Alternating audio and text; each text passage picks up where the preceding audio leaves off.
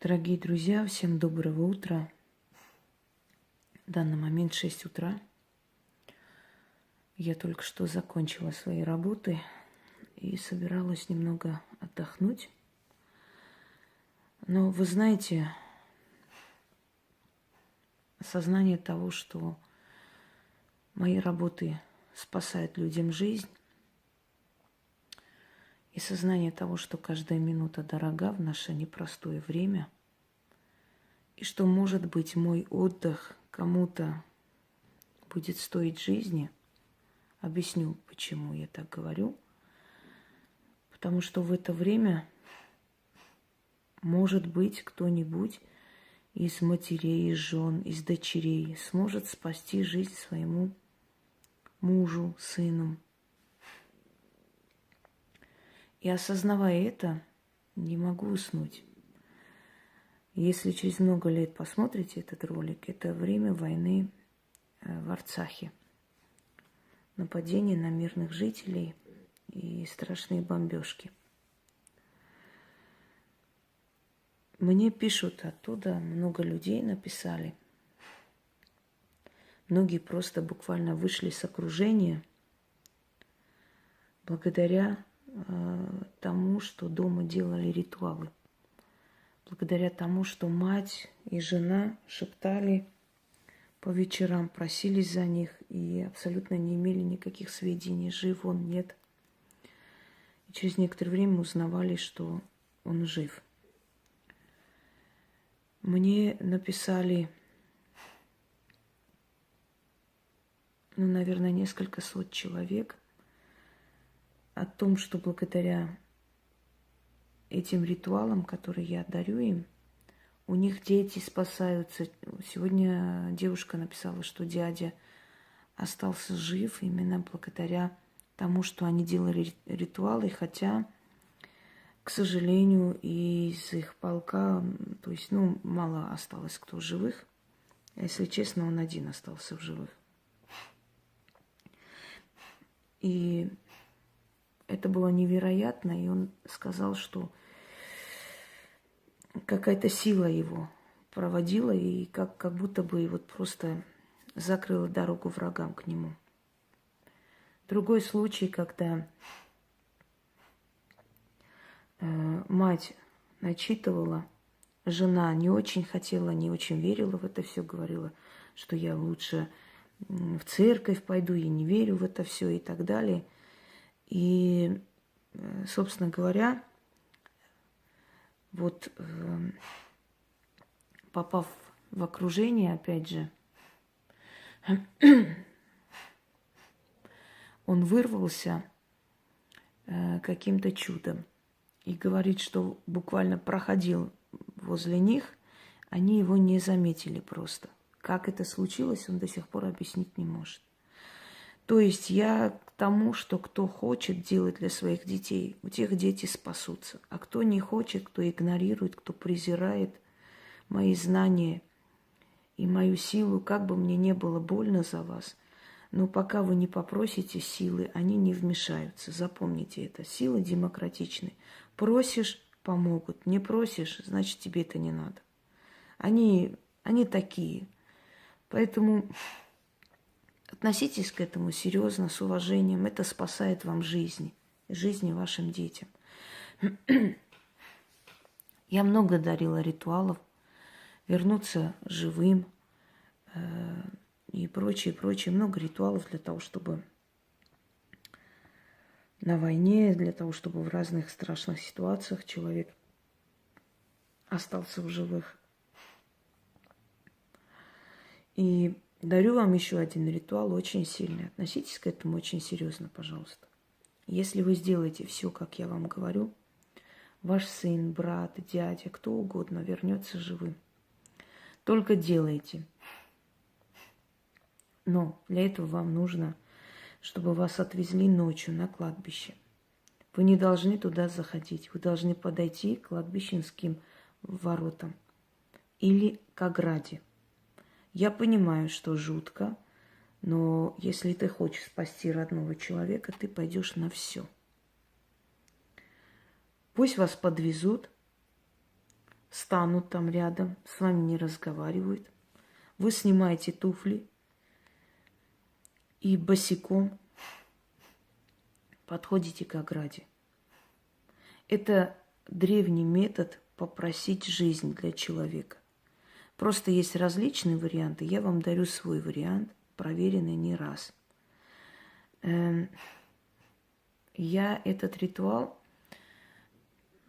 подарила женщине, то есть надиктовала, она написала, когда у нее в Донбассе сын был, и она сделала этот ритуал и говорит точно так же, чудесным образом просто спасся, фугас там взорвался или там что-то там рядом сорвалось. И просто чудом спасся человек. И еще несколько раз, вот попадая в окружение и прочее. Я помню ее слова, когда она мне написала, сказала, что готова прийти, мне руки целовать. Мне не надо целовать руки, просто будьте благодарны за эти работы и просто проводите, относитесь с уважением к этим силам. Мне этого достаточно. Теперь, если ваши сыновья в горячих точках, если вы за них переживаете, если они уехали далеко, вы волнуетесь за их жизнь, если вы переживаете, между прочим, этот ритуал можно и как в иных случаях, когда вы боитесь, что придут дома, что-то с вами сделают, с вашими детьми. Но в основном этот ритуал используется для того, чтобы вернуть человека живым, поэтому я так и назову. Но в ситуациях, когда угрожают жизни, в ситуациях, когда очень страшные моменты, нападения и прочее, прочее, вот этот ритуал может вам помочь спасти жизнь вашу и ваших детей. Что нужно вам делать? Уже сказала. Ночью, в сумерки, где-то после 8-9 ночи. Пусть вас подвезут. Не обязательно одной туда идти. Подвезут, пускай, до кладбища. Выходите, снимаете туфли, босиком идете до кладбища, то есть до оградки. Стучите по оградке и читайте 3 раза.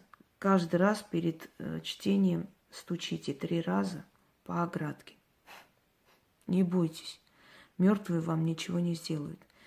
Во-первых, вы не пересекаете их границу, а это уже уважение. Во-вторых, это древний ритуал. Я помню, когда с одной женщиной мы пошли, делали не такой ритуал, конечно, но схожий такой же, примерно. Но нужно было ее присутствие и мое. И когда она сказала: Инга, а вот мне интересно, а что вы видите? Я говорю: давайте я вот на пару минут открою вам видение, и вы увидите, что я вижу. Это реально открыть, но это ненадолго. Это оно само пропадет через несколько часов. Но возможно попросить, то есть снять ширму.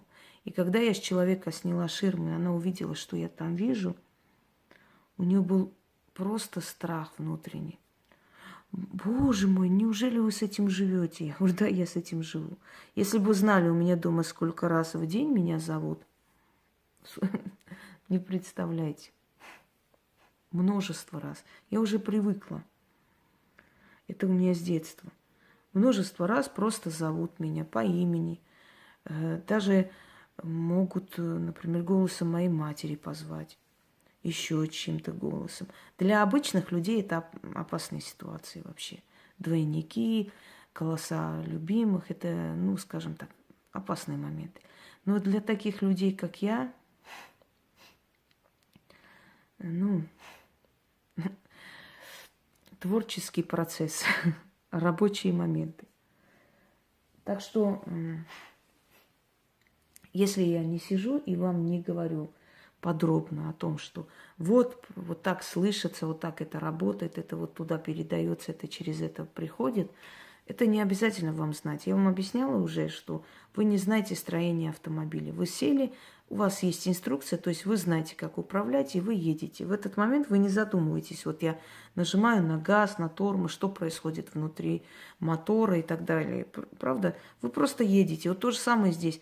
Вы просто просите, а силы сами вам приносят то, что вы хотите. Так вот, в наше сложное время спасти жизнь своим детям. Проведите этот ритуал. Самое пекло войны он выйдет живым. Приехали или подошли по ГОСТу.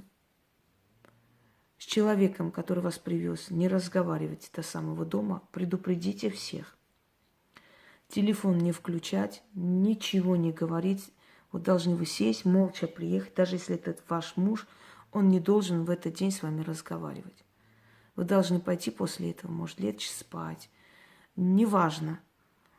Это очень серьезная работа. Подойдите к этому серьезно. Босиком.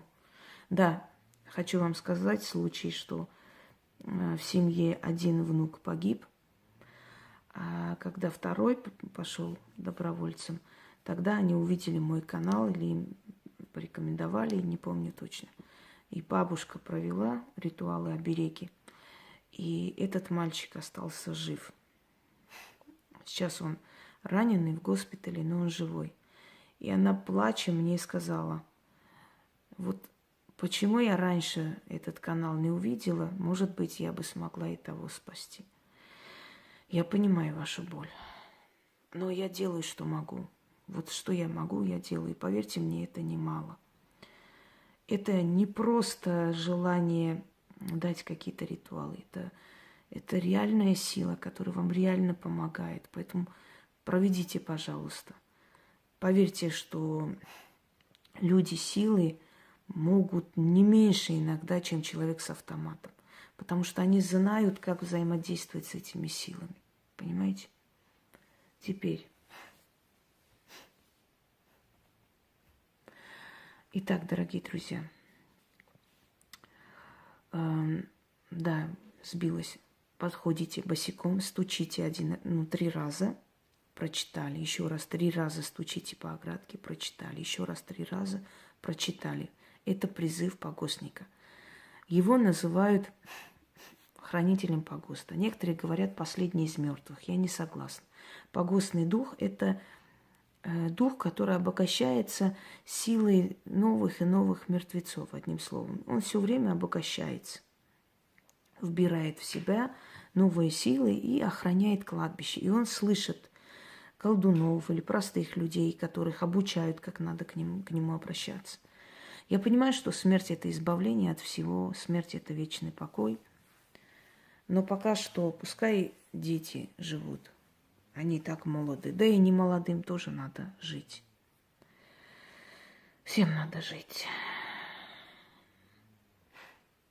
Итак. Прочитали, вам покажется, что вы увидите силуэт человека вдалеке. Не бойтесь, не кричите, не выбегайте. Спокойно, он не подойдет к вам. Спокойно скажите свою просьбу. Скажите: я тебя очень прошу, пожалуйста, помоги, сделай так, чтобы, например, вот такой-то, такой-то вернулся живым. И называйте его, кто он вам приходится. И скажите ему, что моя благодарность не заставит ждать.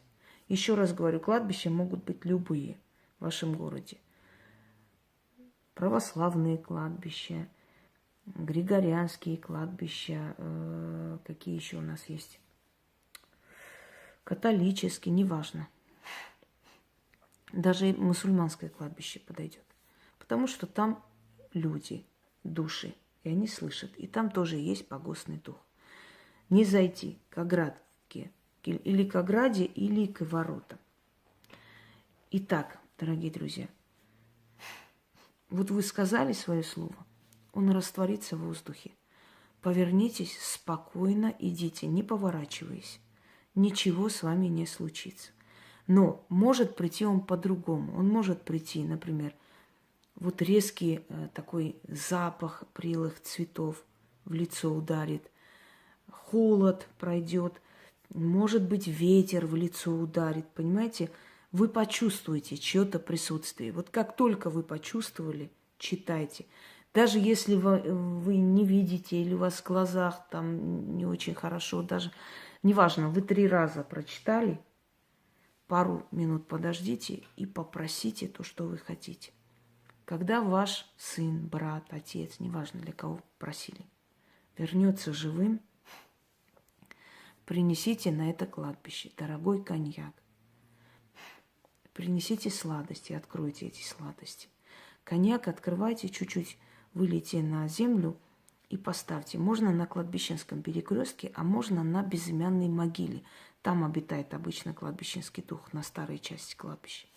И говорите, благодарите своими словами кладбищенского духа, чтобы в следующий раз он тоже вас слышал. И вообще духов надо благодарить. Итак, заклинание. Я пришла с миром и прошу с уважением. О ты, город на погосте, здесь лежат кости. Братушки, поднимайтесь, сеструшки, просыпайтесь. Помогите мне, подсобите мне, не спите, а хозяина своего ко мне позовите. Пусть явится духом своим, внемлет моему слову и великим силам мою просьбу передаст. Отвори свои очи, хозяин погоста, и голос мой да будет услышан. Гроб откройся, земля разверзнись, хозяин покойный предо мной явись. Заклято. Один раз прочитали. Снова 3 раза стучите. Еще раз. Я пришла с миром и прошу с уважением. О ты, город на погосте, здесь лежат кости. Братушки, поднимайтесь, сеструшки, просыпайтесь, помогите мне, подсобите мне, не спите, а хозяина своего ко мне позовите. Пусть явится духом своим, внемлет моему слову, и великим словом, силам мою просьбу передаст. Отвори свои очи, хозяин погоста, и глаз мой да будет услышан. Гроб откройся, земля разверзнись, хозяин покойный предо мной явись. Заклято. Я пришла с миром и прошу с уважением. О ты, город на погосте, где лежат кости, братушки, поднимайтесь. Сеструшки, просыпайтесь. Помогите мне, подсобите мне, не спите, а хозяина своего ко мне позовите. Пусть явится духом своим, внемлет моему слову, и великим силам мою просьбу передаст. Отвори свои очи, хозяин погоста, и глаз мой да будет услышан. Гроб откройся, земля разверзнись, хозяин покойный предо мной явись. Заклято. Здесь лежат кости, правильно будет. Извиняюсь, немножко опечатка. Так вот.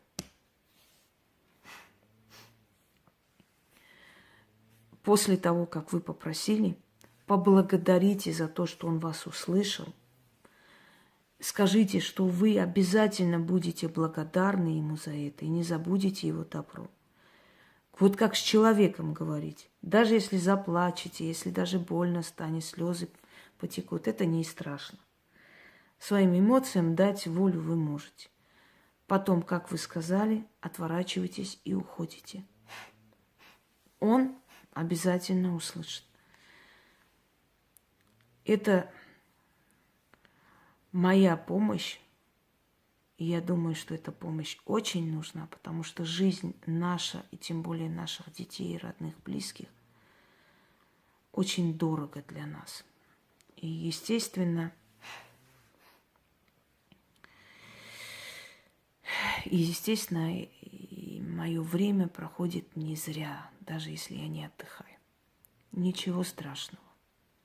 Ничего страшного в этом нет. Я иногда думаю, моя жизнь ничего не стоит без моего народа, поэтому я стараюсь, чтобы сначала помочь вам, а потом уже о себе подумаю.